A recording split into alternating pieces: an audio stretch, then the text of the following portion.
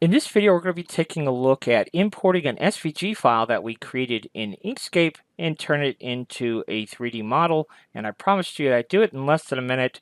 So let's go ahead and get started here. We are in Bamboo Studio, but what I'm about to show you is not specific to Bamboo Studio. So about any slicer on the planet can do what I'm about to show you. So let's go ahead and import our artwork. We're going to hit Control I here, and we're going to go to our desktop. And we're going to look for the Islanders logo. So there is the Islanders logo, and we'll go ahead and choose Open. And the first thing we want to do is our backplate here. Let's go ahead and change it to white. So we're going to hit the 2 key on our keyboard because that is our second defined filament. And we'll change its thickness to 3. That's taken care of. And then we'll move on to the next part, which is the main logo itself. That is color 4. And we're going to make that 2 millimeters thick. Takes care of that. And then lastly, we have our text, and our text is going to be white. So we'll hit 2 for that as well for the filament color, and 2 for the thickness. So now all we have to do is put things in order. So let's go ahead and take our red flames that have to sit on top of our backplate here. Now keep in mind our backplate here. Let's go back and look at what our backplate is. So we'll all click our backplate. Again, it is 3 millimeters, which is fine.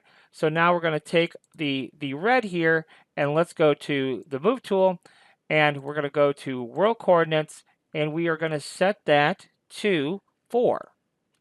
You see, that is now on top of our white, and then we're going to take our lettering. So this is 3 and 2, those are 5.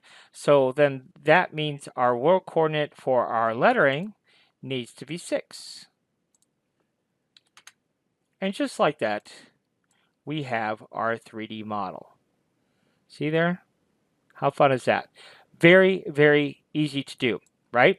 So now let's see, we'll kind of go off script here a little bit and see what we might do with this. So what if I wanted to make this a height chain, for example? Well, we could go ahead and select the whole thing here, and let's go ahead and scale it. And let's scale it to, we'll do it here in the x-axis. Let's go ahead and scale it to 150 millimeters. Okay. Make sure uniform scale is selected though. Let's do 150. Okay, so there's 150. And now maybe I want this back plate to be 6 millimeters instead of 4. That's what I usually make my height chains. But of course we don't want uniform scale selected. So let's go and make it 6. So now it's 6. And then everything else is fine except we need to change our z heights here. So we'll go back to world coordinates and we'll make this z height 7. Okay, that's what it should be. And then this one has to be 8, 9. So we'll go ahead and make that 9. Okay. And so now everything should be sitting. So this is 6. And then this here is, oh, well, we're going to make that 2. That's what we were going to do. We're going to change the height of our red there. Let's make it 2. And let's do the same thing with our Islanders text. Let's make sure it's 2 as well. And then we'll go ahead and set the z heights here.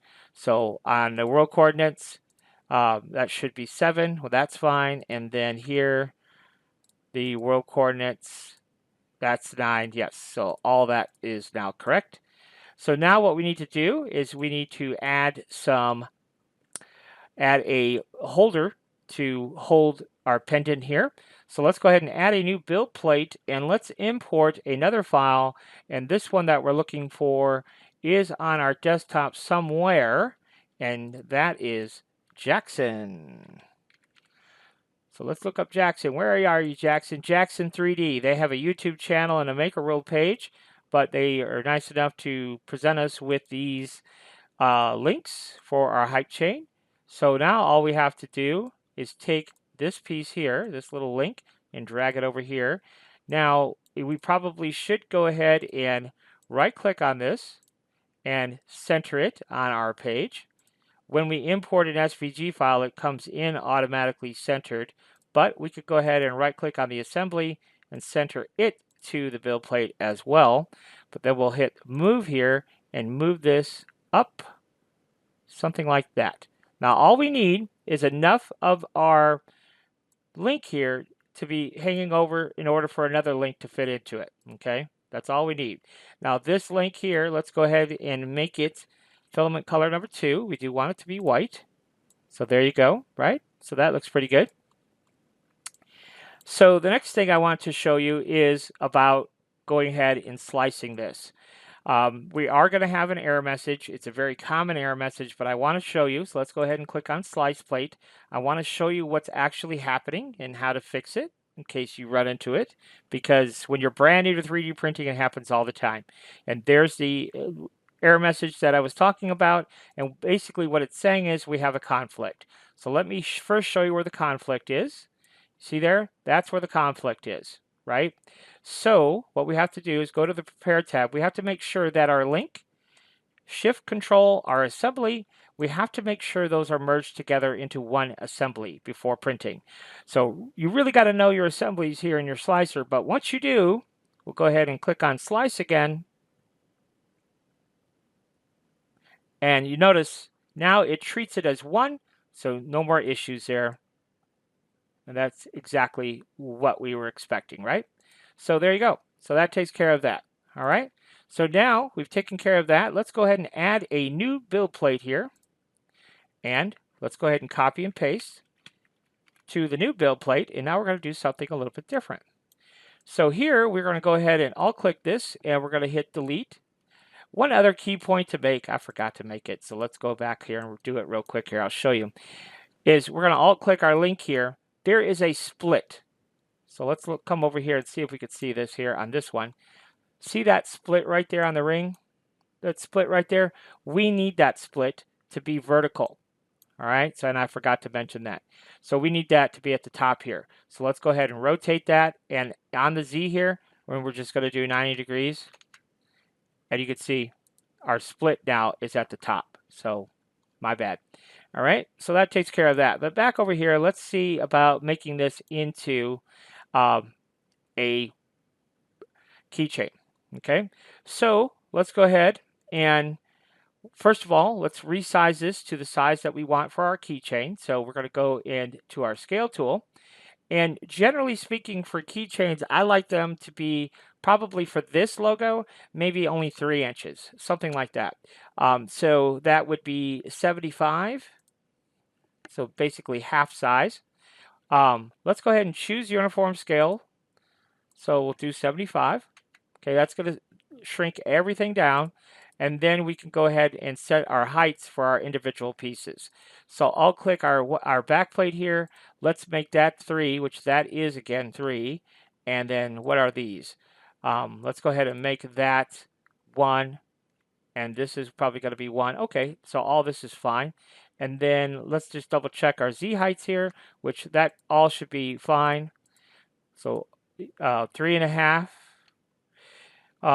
Yes, that is correct. And then this should be 4. 4.5. Let's see here. This is 3. This is 1. That's 4.5. Yep, that's what it should be. Excellent. So that's take care of that. Well, that was easy enough, right? Okay. So now what we need is a little key ring here. So let's show you how to do that. We're going to right click and we're going to add a primitive cylinder. Okay, so there's our cylinder, nice big and huge. And let's go ahead and resize it. And I usually make my little key rings either 6 or 8 millimeters is what I like to do. So in this case, we'll go ahead and choose 8. That's what I usually do is 8. But then for our height, we're not going to use uniform scale, but for our height, we're only going to do 3 because that's what our back plate is here as well. So there's our tag, Control Shift our assembly, right click and merge, remember, just like we did for our hype chain. And then we're going to go ahead and isolate this object by alt clicking it and hit Control C, Control V. That's going to duplicate it. And then the duplicate one there, we're going to go ahead and make it 4. Okay, so now it's 4. And that takes care of that. So now we have our 2 cylinders here. Okay, there's our 2 cylinders. And then we're going to actually come in here and we'll do a mesh boolean. So we'll show you what we're going to do here. So we are going to see what we want to do here. No, we're going to do a subtraction. Yes. Okay. So we're going to push everything over here too, and this to over here too, and then scroll down our list, make sure nothing is highlighted in light blue, but except for our cylinders. Those do need to be highlighted, and move those over. And now we can go ahead and choose, actually no. Actually no. One of these cylinders we can't. Let's see. We want, which one do we want? Let's move one of them over. There we go. That should work. Let's go ahead and execute. And it didn't. And let me show you why. So when we're doing booleans like this, it can be a little bit tricky. So what we need is that secondary one needs to be a taller z. So it needs to be like, I don't know, like 6 or something like that, okay? And then we can go ahead and do our boolean. So we're going to go back and do our subtraction here. We're going to move everything over. We want to make sure that our cylinder is over here, not this. Okay, so there, the green from the blue. Yes, now we can execute.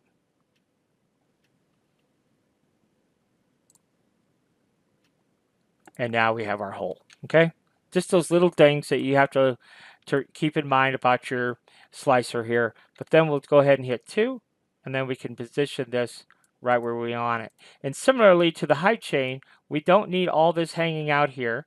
We just need enough to be able to squeeze our jump ring in. So the less that we have hanging out there, the better, okay?